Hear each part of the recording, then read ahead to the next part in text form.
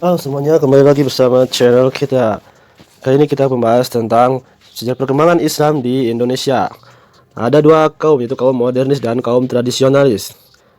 Di lingkungan para santri, ada perbedaan antara kaum modernis yang sebagian besar dianut oleh organisasi Muhammadiyah, dan ada juga kaum tradisionalis yang mana mayoritas pengikut menjadi warga NU. Khususnya di Pulau Jawa, kaum tradisionalis melebihi kaum modernis dalam segi jumlah, khususnya di luar kota-kota besar. Di pulau-pulau lain keadaan berbalik dengan seperti itu. Di hampir seluruh pulau Sumatera dan di bagian selatan Sulawesi, jumlah kaum modernis jauh lebih besar dibandingkan kaum tradisionalis. Hal yang dapat membuat bingung kita bahwa di Jawa mereka belajar di pesantren dinamakan santri. Barangkali mencerminkan asal istilah santri pada era abad ke sebelum 20 Masehi. Peran dakwah pesantren dalam mengislamkan Pulau Jawa. Istilah modernis Islam dan tradisionalisme dalam Islam merupakan istilah yang membingungkan. Modernisme Islam pertama datang di Indonesia pada awal abad ke-20 Masehi, merupakan gerakan progresif dan reformis. Pada separuh abad kemudian, tanda-tanda bahwa bagian dari gerakan modernis ini berubah menjadi konservatif. Dengan itu, berbeda dengan modernis berawal dari gerakan yang bertujuan mengubah perilaku dan pikiran kaum muslim sehingga dapat menangani dunia modern secara lebih baik. Pada saat yang sama bisa menjadi seorang muslim yang lebih baik. Demikian seiring dengan perjalanan waktu, gerakan ini lebih memfokuskan pada usaha melestarikan ciri-ciri khusus kaum modernis dan juga praktek-praktek mereka yang merupakan pengaruh dunia luar yang sifatnya lebih sekuler. Abad ke-20 Masehi, kaum modernis terbagi menjadi dua, yakni kaum mayoritas yang moderat tetapi tidak kritis dan kaum minoritas yang konservatif dan kritis. Pada saat yang sama, meskipun kaum tradisionalis perbedaan tetap konservatif secara budaya, namun juga banyak dari putra dan putri mereka setelah lulus dari pesantren dan menempuh pendidikan yang selanjutnya menempatkan diri mereka sebagai garda terdepan pemikiran progresif dan reformasi. Dalam agama, banyak alasan sosial dan politik mengenai berbaliknya sebagian peran itu. Tetapi alasan yang penting adalah pendidikan. Institusi agama dan pesantren seperti Islam Negeri IAIN mempertahankan pendidikan Islam klasik termasuk Sufisme. Di sisi lain juga memperkenalkan para siswa dan mahasiswa yang telah melek secara teologi pada pemikiran kritis Barat dengan cara bisa mendorong terjadinya sistem sintetis antara dua tradisional keilmuan. Sebagian kaum modernis tumbuh dengan pengetahuan teologi yang terbatas, tidak mempelajari bahasa Arab ataupun mempelajari teks-teks klasik. Mereka tidak mampu ikut serta dalam meneliti kembali Islam secara kritis. Padahal ini yang terjadi di IAIN dan di LSMNU. Pemikiran kritis modern dikawinkan dengan pengetahuan Islam. Usaha Soeharto untuk mendapatkan dukungan politik dari kaum modernis konservatif selama tahun 1990-an telah membuat kondisi yang ideal pada penyebaran pemikiran-pemikiran politik yang ada di sektarian. Mistisme dan tradisionalisme. Tradisionalisme Islam sebagaimana diletakkan pada NU sering dipahami sebagai penggabungan antara pandangan dunia Jawa yang bersifat mistik, adalah pandangan dunia abangan dan priai. Kemudian dengan ajaran doktrin dan praktek dasar Islam. Terdapat suatu kelangsungan yang mana mistisme, abangan dan kepriaian juga menyerahkan unsur-unsur kepercayaan pra-Islam, Hindu, Buddha, dan agama lokal Jawa. Secara bertahap menyatu dengan mistisme Sufi ortodok dari Muslim santri. Namun demikian dalam diri pemikir-pemikir Islam seperti Gus Dur terdapat perbedaan antara panteisme yang terdapat dalam mistisme kaum abangan dan priai yang sangat tidak islami dengan monoteisme juga terdapat dalam Sufisme yang mana terdapat di dalam Islam tradisional Sufisme. Dalam pengakuan dari kalangan muslim tradisional dan juga dari kaum intelektual seperti Abdurrahman Wahid bahwa dia kepercayaan Islam diwarnai oleh panteisme. Terdapat kebenaran unsur-unsur yang penting. Hal ini yang barangkali menjadi titik perbedaan yang paling fundamental pendekatan yang digunakan kaum modernis dan tradisionalis terhadap kebudayaan Indonesia. Cendekiawan Islam liberal seperti Gus Dur, yang kebanyakan ulama NU terbuka untuk belajar dari tradisi lain, tradisi-tradisi yang terdapat di jantung spiritual Jawa dan Asia Tenggara sebelum datang Islam. Gus Dur dipandang Islam liberal menurut siapa ini? Menurut Greg Barton, ya. Tetapi berbeda lagi dengan pandangan-pandangan lain. Asia Tenggara dan juga sebelum datangnya Islam sejalan dengan keyakinan yang dianut secara luas oleh kaum tradisional bahwa segala sesuatu yang tidak secara jelas diharamkan oleh Al-Quran dan Sunnah Nabi itu selama dapat dikonsistensi dengan prinsip-prinsip nilai yang terkandung dalam Al-Quran dan Sunnah Nabi. Kebanyakan kaum cendekiawan konservatif dengan latar belakang modernis, jika suatu tidak ada acuan dalam Al-Quran atau Sunnah, maka hal itu harus diperlakukan secara hati-hati. Dan jika sesuatu mengandung unsur-unsur yang bertentangan dengan monoteisme Islam, maka hal itu juga dihindari. Kaum modernis menghindari segala sesuatu yang berbau komunikasi dengan orang mati. Mereka khawatir akan spekulasi mengenai keberadaan ruh selain daripada Allah itu sendiri. Itulah maka ketika gerakan modernis mulai memasuki Indonesia pada abad ke-20 Masehi, banyak dari aspek Islam tradisional dianggap bertentangan dengan doktrin Islam yang asli. Modernis secara khusus tidak menyetujui praktek-praktek tradisional seperti ziarah, kemudian memanjatkan doa untuk orang-orang telah mati. Kunjungan yang biasa dilakukan ke makam orang-orang suci dengan maksud mendoakan dan menjumpai harapan akan dapat mendapatkan khusus kekuatan berkah bimbingan atau pemahaman, ataupun hanya sekedar untuk melaksanakan sumpah yang telah diucapkan. Beberapa tindakan yang berhubungan dengan hal ini adalah sejumlah praktek meditasi yang berkaitan dengan pembacaan bagian-bagian Al-Quran, juga doa-doa khusus di makam atau di makam yang sering kali dilakukan pada malam hari. Kaum modernis dan juga sarjana-sarjana barat yang menulis mengenai Islam dan masyarakat muslim yang banyak bergantung pada kaum modernis untuk mendapatkan informasi, mengatakan bahwa praktek-praktek yang bersifat heterodoks. Menurut mereka, pendekatan Islam semacam ini sebenarnya mewakili pencampuran sinkretisme antara kepercayaan pra-Islam, Buddha, Hindu, dan animisme dengan ide Islam. Argumentasi ini juga dilontarkan tidak mempertahankan kenyataan bahwa praktek-praktek semacam itu seperti ziarah ke makam orang-orang suci ditemukan di seluruh dunia Islam, tempat-tempat di mana Islam telah menjadi agama yang didomain selama lebih dari 13 abad. Kaum modernis baik di Indonesia maupun di tempat-tempat lain secara efektif memperjuangkan pemahaman Islam yang berlandaskan Al-Quran dan hadis Rasulullah SAW sebagai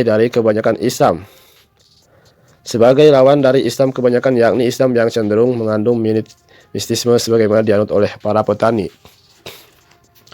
Modernis dan reformasi. Modernis Islam ini muncul pada paruh abad ke-19 Masehi.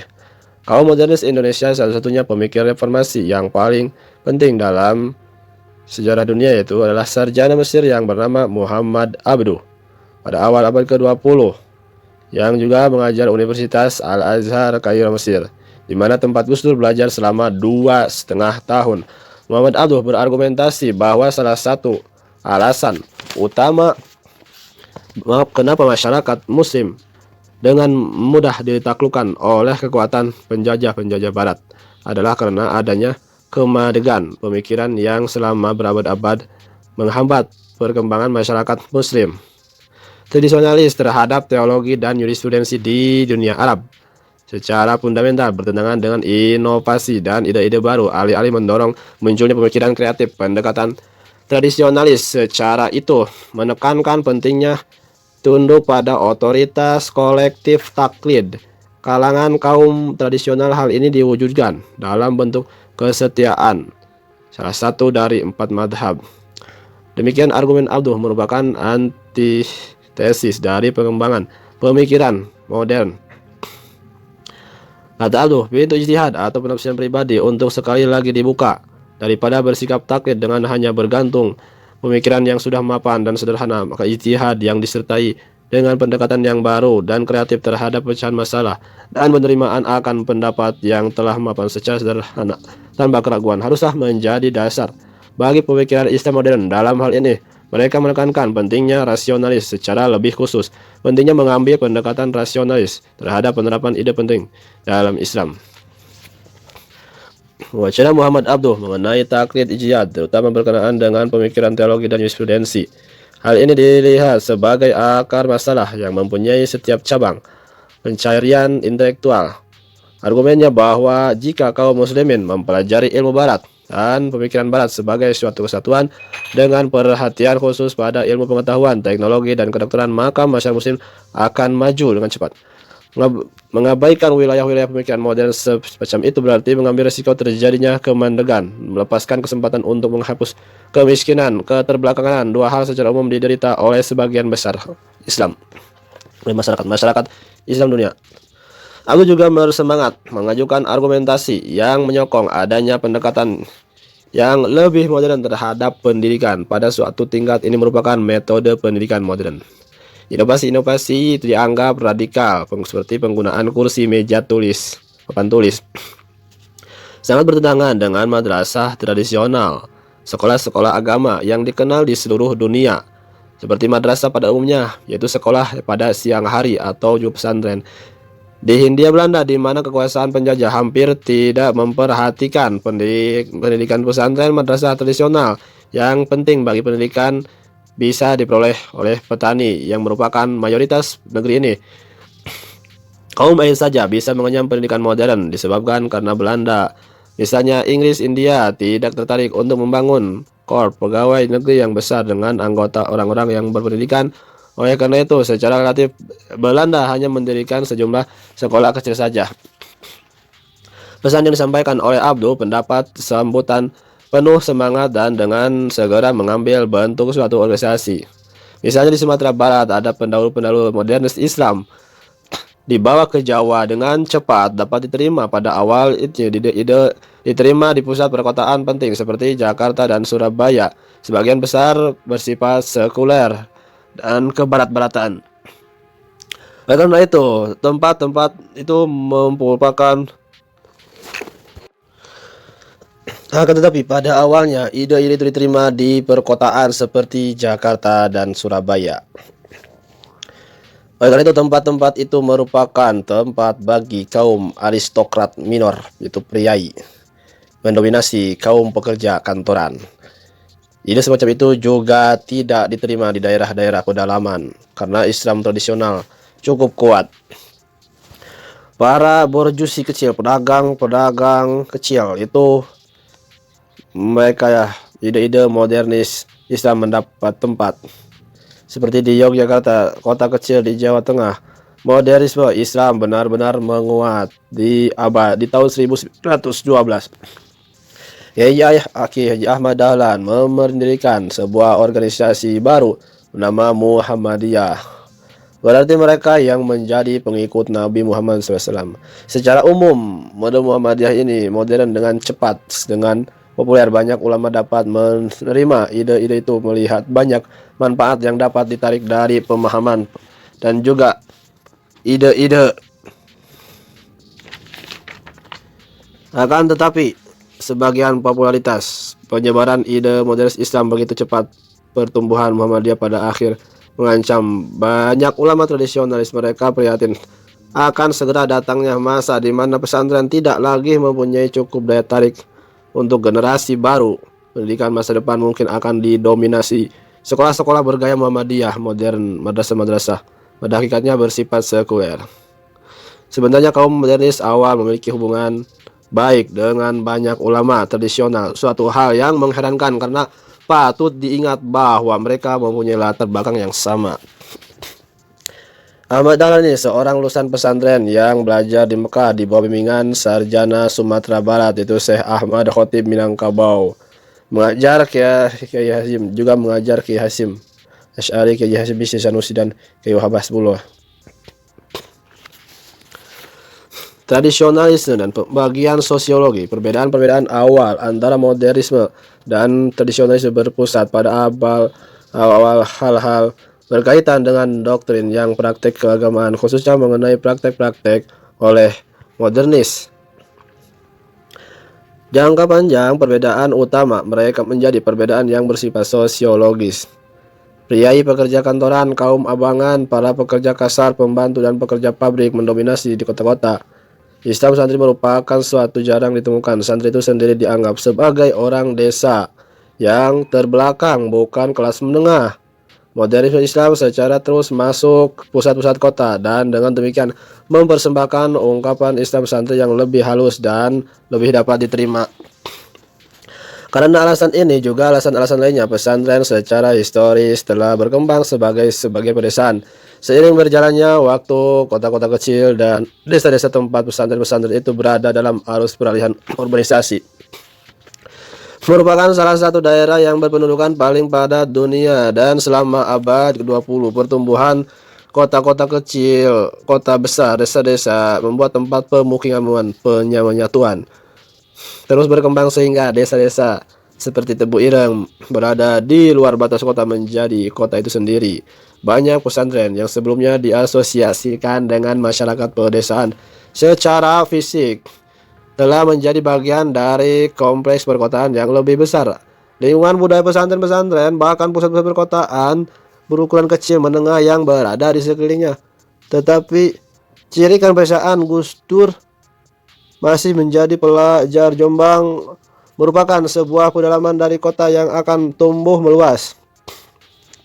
Mengapa pesantren sering diasosiasikan dengan kehidupan desa adalah karena kebanyakan santri merupakan anak-anak petani, tidak mampu mengikuti salah satu dari sejumlah besar madrasah yang tengah tumbuh dan dijalankan oleh Muhammadiyah.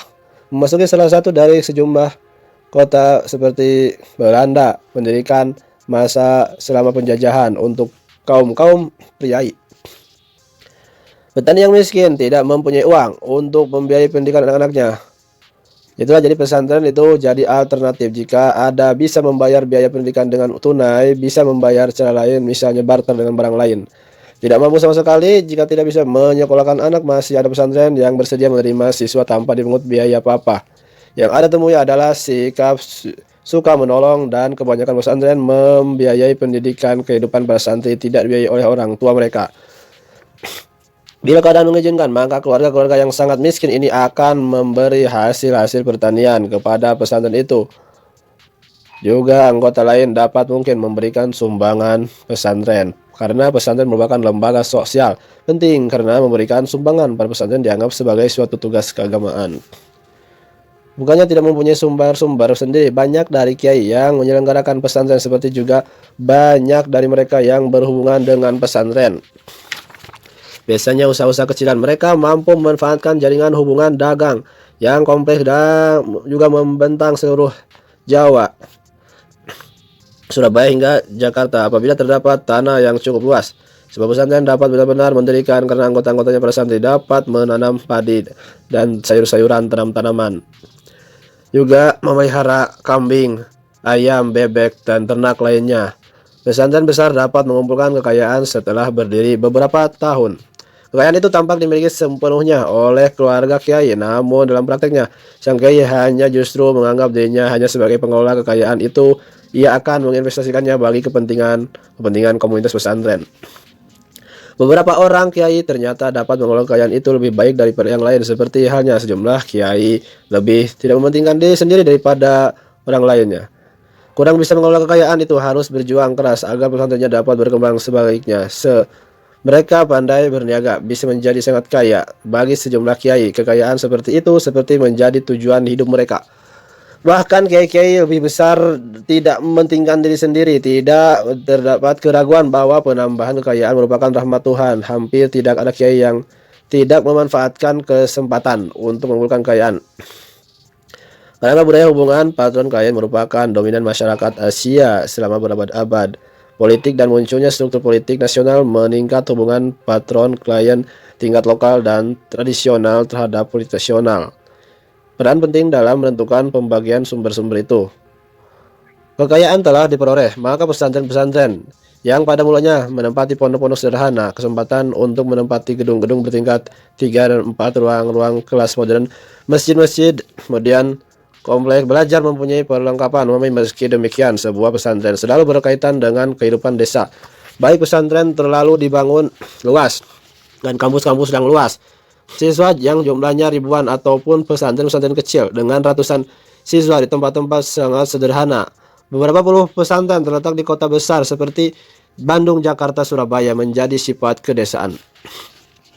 Kalau diperluas lagi termasuk dunia NU dan Islam tradisional, tetap menjaga suasana hidup dan budaya pedesaan. Muhammadiyah dan Islam modernis ada sebaliknya. Dijelaskan sebelumnya bahwa Muhammadiyah didirikan oleh kaum daerah santri di Yogyakarta, merupakan kota pelajar yang dipenuhi puluhan ribu mahasiswa. Jumlah kesultanan dari masa sebelumnya merdeka, oleh karena itu merupakan pusat budaya bagi kehidupan orang Jawa, mencerminkan kebudayaan Abangan dan orang kota Priai daripada kebudayaan pedesaan Jawa. Juga Muhammadiyah menduduki posisi cukup tinggi di masyarakat dan berusaha menjadi profesional. Bila mereka memperoleh pendapatan yang tinggi, maka mereka akan berusaha agar Muhammadiyah mendapatkan dukungan dalam program-program dermawan, mampu mengembangkan jaringan yang luar biasa luasnya penyelenggaraan klinik kesehatan, rumah sakit, sekolah, dan rumah-rumah yatim segenap penjuru negeri. Kemudian Wahid Hasyim adalah tokoh yang luar biasa karena mempunyai pergaulan yang sangat luas di kalangan non-NU. Terbentuknya Wahid Hasyim dan juga terbentuknya Masyumi. Mereka bukan santri, mereka orang-orang yang bukan santri dan yang bukan muslim. Rekan-rekan sebaya di NU merasa leluasa tinggal di Jakarta, dapat bergaul baik dengan kalangan elit Jakarta. Sangat pantas apabila Wahid Hasyim menjadi seorang pimpinan nasionalis senior dan menjadi menteri agama.